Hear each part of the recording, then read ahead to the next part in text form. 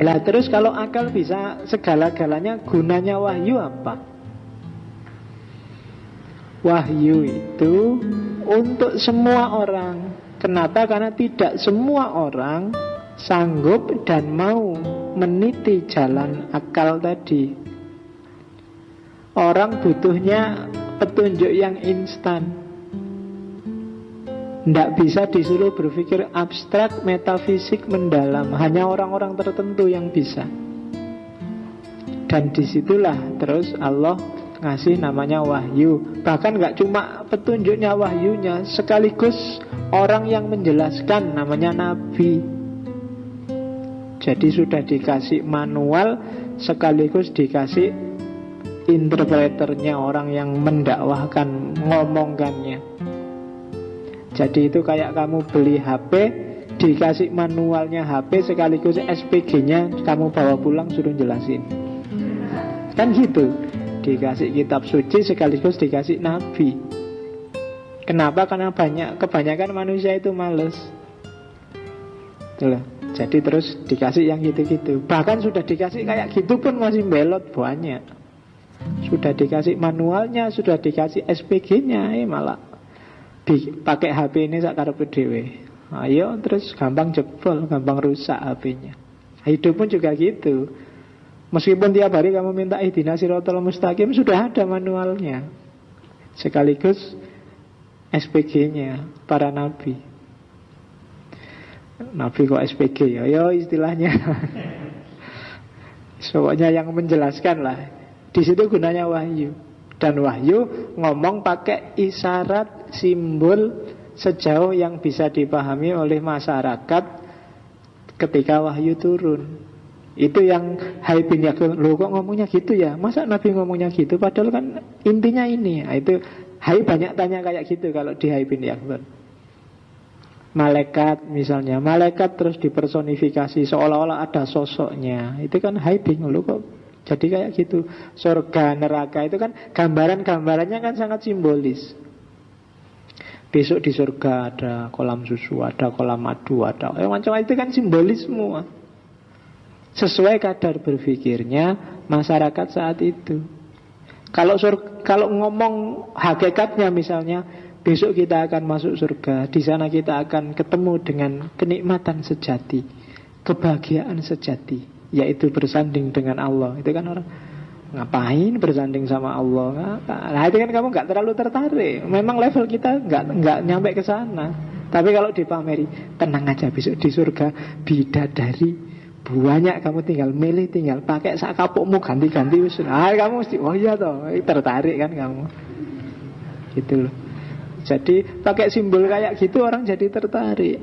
Ayo sholat berjamaah. Berjamaah itu fadilahnya luar biasa. Enggak tertarik, tapi begitu jamaah itu pahalanya dilipatkan 27 derajat. Wah kamu terus, wah iya toh, wah iya wis. Mesti gitu. Mesti masih nyari dorongan untuk melakukan kebaikan. Sehingga para nabi menyampaikannya pakai simbol-simbol. Dan itulah wahyu. Ada yang masih rajin sholat jamaah? Enggak ya? Enggak apa-apa, wis penting sembahyang wis syukur. Karena yang bolong-bolong juga semakin pintar orang itu biasanya ya. Doanya lengkap, iftitah dibaca, Fatihah. Sebelum sholat bacalah doa sebelum sholat. Auzubillah dibaca terus iftitah. Ya sudah. Wudunya aja lengkap, hidungnya dibasuh, mulutnya dibasuh, semua dibasuh. Begitu kamu pinter, kan sudah berkurang. Oh ternyata hidung itu sunnah, nggak usah kesuwen. Terus ya kan, sholat juga gitu. Ternyata iftitah itu sunnah, atau nggak usah dibaca kesuwen. Surat juga sunnah, nggak usah dibaca kesuwen. Kan itu. Jadi modelnya terus cepet sholatnya ya kayak tadi VVIP, Express. Kelas 1, bayarnya paling mahal itu biasanya. Jadi semakin pintar. Itu sebenarnya simbol-simbol wahyu yang dibawa oleh Nabi. Kebenarannya bisa kamu ambil lewat akal. Coba kamu kejar kalau memang merasa mampu menuju ke sana. Jadi dua-duanya kebenaran yang sama, hanya yang satu untuk kelompok khawas, yang satu untuk umum. Oke. Nah, maka Berarti dari novel Hai bin Yaqdhan itu ada 3 jenis manusia dalam hal penggunaan akal.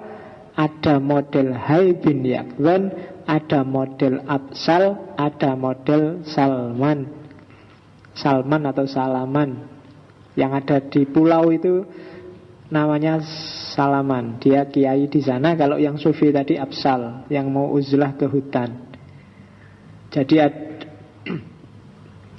ada orang yang mencari kebenarannya sendiri pakai akal, itu lambangnya adalah Hai bin Yaqdhan.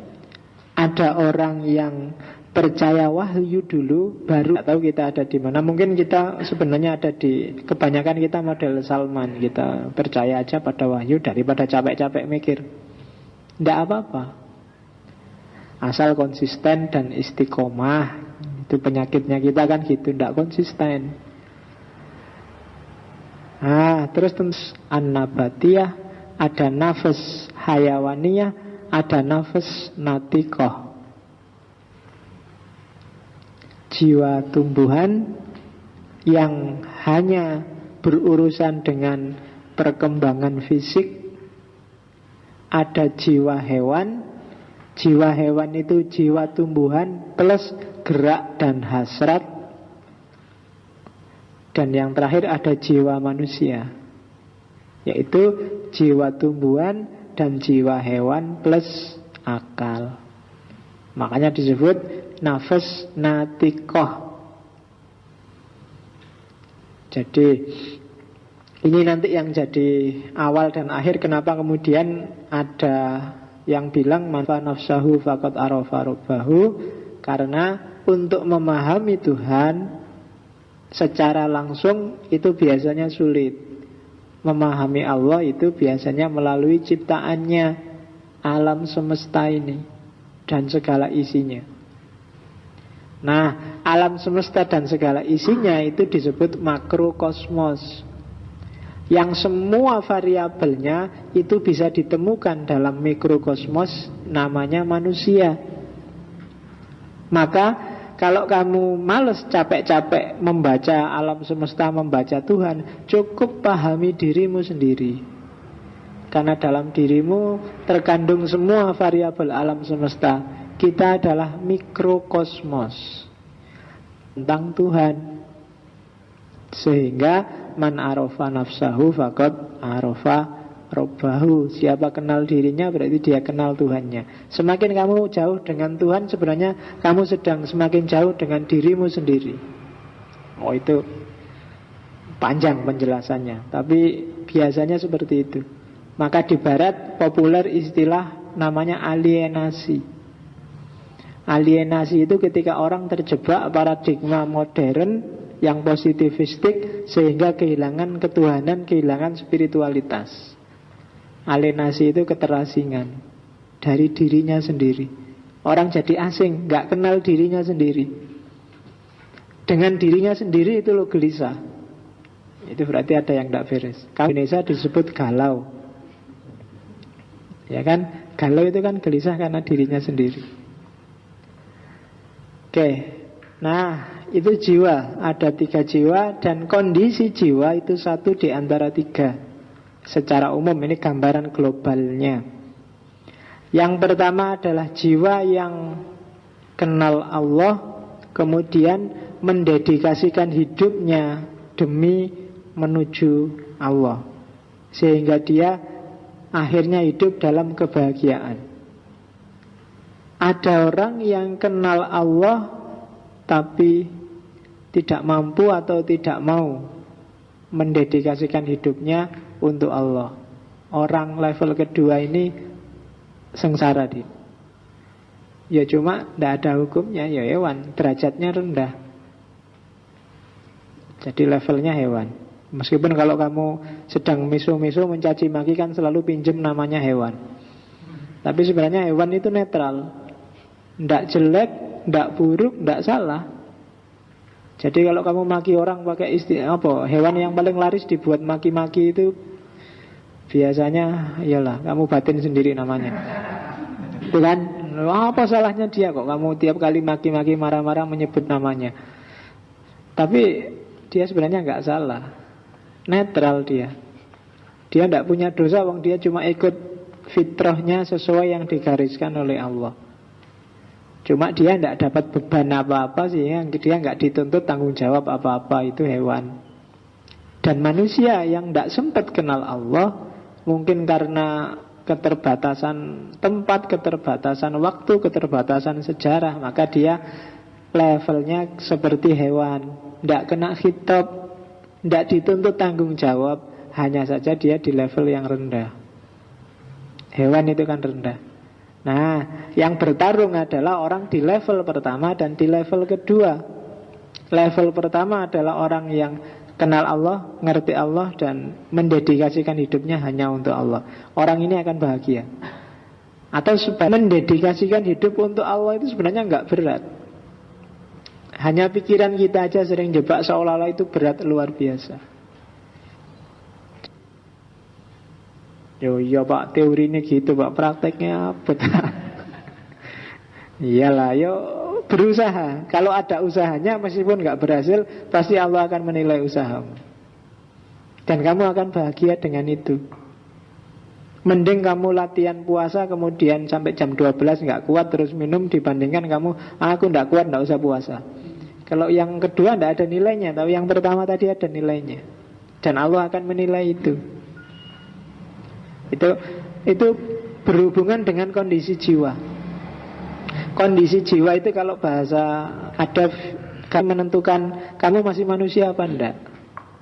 Antara lain ya ini tadi, sense of spirituality, termasuk juga sense of guilty.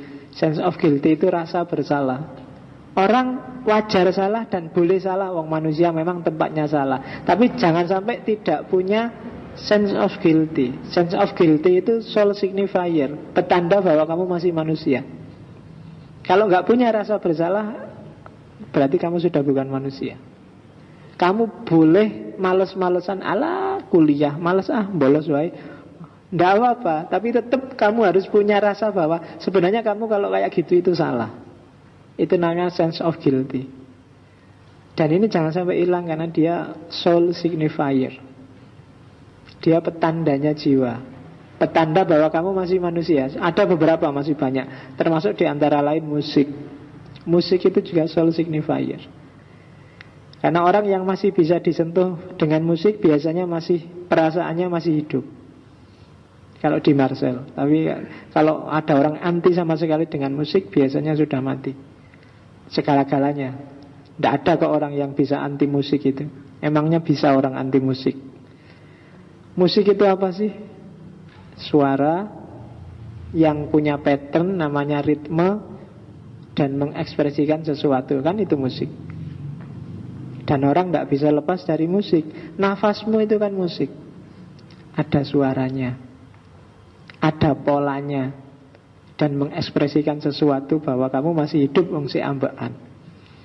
Ada polanya kan, patternnya naik, sedot, dikeluarkan. Itu kan polanya, iramanya. Kalau iramanya kacau, biasanya kamu sedang sakit. Kamu naik gunung, nah itu kan kacau ritme musik dalam dirimu, ya berarti kamu sedang sakit. Jantung, detaknya, iramanya, kan ada ritmenya. Itu kan juga musik. Kalau ritmenya kacau, berarti musiknya rusak. Dan itu alamat kamu sedang gawat. Perlu rekam jantung terus dibereskan biar ritmenya kembali ke awal. Nah, itu mendekat selalu pada Allah. Berarti kita masih manusia. Semakin kita menjauh dari Allah, kehilangan spiritualitas, semakin kita bukan manusia. Itu tentang jiwa. Dari jiwa kita masuk ke etika. Yang harus kita lakukan, ikuti variabel-variabel jiwamu, variabel hidup kita. Coba dilihat, kalau katanya Ibnu Tufel, dalam dimensi ruh, dimensi ketuhanan. Maka untuk bisa bahagia, lakukanlah segala hal yang sesuai dengan variabel-variabel tadi. Secara fisik, hiduplah sesuai hukum-hukum fisik. Hiduplah sesuai hukum-hukum hidup, biologi, seperti binatang, dan hiduplah seperti Tuhan, dengan akhlak ketuhanan. Kalau bisa meniru 3 hal itu, kita akan ketemu dengan kebahagiaan. Fisik, ya kita hidup pakai hukum fisik. Waktunya tidur, ya tidur. Waktunya makan, ya makan. Waktunya minum, ya minum. Hewan, ya hasratmu, keinginanmu, nafsumu dipenuhi. Mau ketawa, ketawalah. Mau seneng-senenglah. Mau sedih, nangis, nangislah. Penuhian aja, kamu akan bahagia. Dan yang terakhir, berperilaku seperti Tuhan, penyayang, adil, bijaksana. Maka kalau kita bisa niru perilaku 3 variabel ini, kita akan bahagia secara moral. Kurang salah satu, akan kurang juga kebahagiaannya. Penyayang luar biasa, wah, ke temanmu, ke yang miskin-miskin, alamat itu bunuh diri mesti. Atau makan, minum, tidur terpenuhi, kamu juga berperilaku baik, kayak adil, penyayang, tapi hasrat, emosi, keinginanmu ditahan-tahan.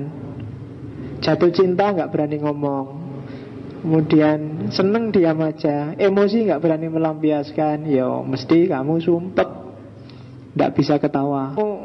Berperilaku penyayang, terus hasratmu terpenuhi, punya pacar cakep, tapi tidak pernah makan, tidak pernah tidur, akhirnya kurus, kering, cekung matamu dan sakit, tidak bisa sayang-sayangan, nggak bisa, sudah selesai. Tubuh bagus, hasrat terpenuhi, tapi jauh dengan Tuhan. Berarti kamu tidak bisa berperilaku kayak Tuhan, tidak bisa menyayangi orang lain, nggak bisa adil, nggak bisa, ya selesai juga. Kamu mesti akan jadi masalah di dunia sosial. Kamu akan jadi sumber konflik. Kamu akan jadi penjahat.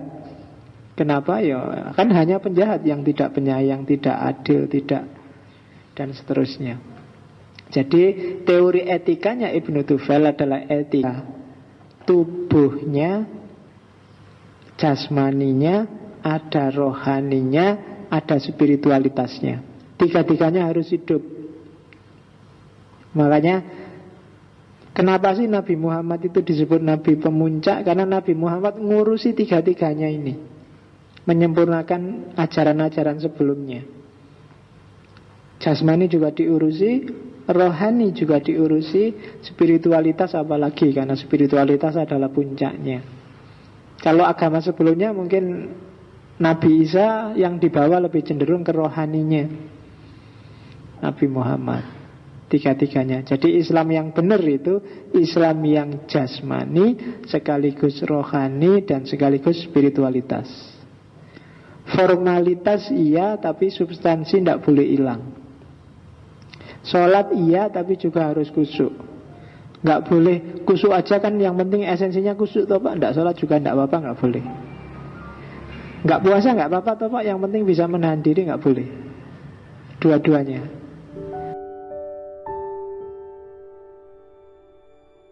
Saya ambil quote-quote-nya di depan. Ini Immanuel Kant. Katanya Immanuel Kant, sistem filsafatku itu sebenarnya menjawab 3 pertanyaan besar saja. Yang pertama adalah what can I know? Yang kedua what ought I to do? Dan yang ketiga what may I hope? Jadi apa yang aku tahu, apa yang harus aku kerjakan, dan apa yang mungkin aku harapkan. Jadilah filosof kayak Immanuel Kant, jawablah 3 pertanyaan ini. Apa yang engkau tahu, apa yang harus engkau lakukan, dan apa yang mungkin engkau harapkan. Masing-masing pertanyaan jawablah 1 bab, 30 halaman, nanti jadi buku 100 halaman. Kamu bisa nyanyi, loh, kalau apa yang aku tahu kan bisa panjang sekali, lebar sekali itu temanya. Apa yang harus aku lakukan, wah itu bisa lebih lebar lagi. kamu sebagai mahasiswa, kamu sebagai anak muda, kamu sebagai warga negara, kamu sebagai umat beragama, kamu banyak. Apalagi apa yang bisa aku harapkan, mungkin aku harapkan lebih luas lagi. Segalanya yang baik, yang penting bisa kamu harapkan. Tinggal kamu cari relevansinya dengan kehidupan nyatamu. Maka jadilah sistem filsafat. Itulah yang dibuat, katanya Immanuel Kant, sistem filsafatku dulu adalah, ringkasnya adalah menjawab 3 pertanyaan ini. Makanya kalau kalian nulis skripsi, nulis tesis, itu kan bagian-bagian pendahuluan itu kan selalu ada rumusan masalah. Nah, ini rumusan masalah gagasannya Immanuel Kant itu 3 ini. Cuma jawabannya luar biasa luas dan dalam. Oke, ada quotes lagi. Saya ambil bagus, ada hubungannya dengan kita. Maria Popova. Maria Popova ini budayawan, sastrawan, tinggalnya di New York, kelahiran Bulgaria. Dia bilang, critical thinking without hope is cynicism. Hope without critical thinking is naive. Berfilsafat, berpikir kritis, mengkritisi orang lain, gagasan orang lain atau gagasannya sendiri, tapi membuang harapan, itu dapatnya cuma sinis. Ngeritik tok isine, ndak ngasih solusi. Enaknya bagaimana? Kalau yang kamu lihat itu salah, enaknya bagaimana? Jalan keluarnya apa? Dari situ kan nanti muncul harapan. Tapi kalau kamu ngeritik aja, ndak ngasih solusi, ndak ngasih harapan, itu namanya hanya sinis. Kalau bahasa hari ini hanya nyinyir. Tapi kebalikannya, ngasih harapan saja without critical thinking is naive. Ngomong yang baik-baik, pokoknya ini terjamin, pokoknya ini akan sangat baik, pokoknya ini bagus terus, ndak kritis, ya namanya naif. Ini, hari ini di kita kan pecah 2, itu ada kubu yang sinis, ada yang kubu naif. Yang satu ngeritik terus, ndak ngasih solusi, ndak ngasih harapan. Yang satu positif, ngasih harapan terus tapi ndak kritis. Nah, yang enak memang disatukan biar kuat. Ya kritis, ya penuh harapan. Oke, itu Maria Popova. Ada beda kalau dalam bahasa Inggris ya, ada hope, wish, sama expect sebenarnya. Itu 3-3-nya artinya harapan kalau dalam bahasa Indonesia. Tapi kalau dalam bahasa Inggris maksudnya beda. Kalian juga hati-hati makainya beda. Di situ tidak saya jelaskan artinya, tapi contohnya. Mumpung sekarang hujan. Kalau hope itu kamu berharap. Memang indikasinya bisa muncul, tapi kamu tidak pasti nanti muncul benar apa tidak. Ya, saya ingin besok pagi waktunya ke kampus hujan terus. Nah, ini berharap. Cuma kamu tidak yakin. Karena sekarang musimnya kan tidak pasti. Itu namanya hopes. Kalau wish itu kamu ingin kebalikannya. Wish itu kayak orang, enaknya kalau kayak gini nih, ada yang tiba-tiba bawa gorengan banyak terus dibagi misalnya. Tapi kan itu wish. Wong kita sudah ngumpul tidak ada gorengan. Berarti apa? Ingin kebalikannya. Itu namanya wish. Seandainya ya semester ini EP ku bisa 4 itu. Padahal ya kamu tahu, kamu sudah nggak ikut ujian semua mata kuliah. Ini namanya wish, menginginkan yang kebalikannya. Seandainya ya orang Indonesia itu kompak, semua bersatu, semua itu namanya wish. Nggak mungkin. Wong ya urusan cilik-cilik wae gegeran. Terus expect. Kalau expect ini lebih kuat sebenarnya dari hopes. Kalau expect ini kemungkinan besar. Kamu sudah misalnya menginginkan hujan, kamu yakin hujan karena ini sekarang musimnya hujan. Kemudian kamu lihat mendungnya tebal dan wilayah ini curah hujannya tinggi, itu indikasinya banyak. Nah, itu expect. Expect itu kamu punya pacar cakep dan ingin menikah dengan yang cakep. Itu expect. Kalau hope itu kamu belum punya pacar tapi bercita-cita ingin punya pacar. Itu bisa ya, bisa tidak. Kalau wish itu kamu ditolak bolak-balik. Terus kamu enak ya kalau punya pacar hujan-hujan gini. Nah, itu wish. Jadi sesuatu yang hasilnya adalah kebalikannya.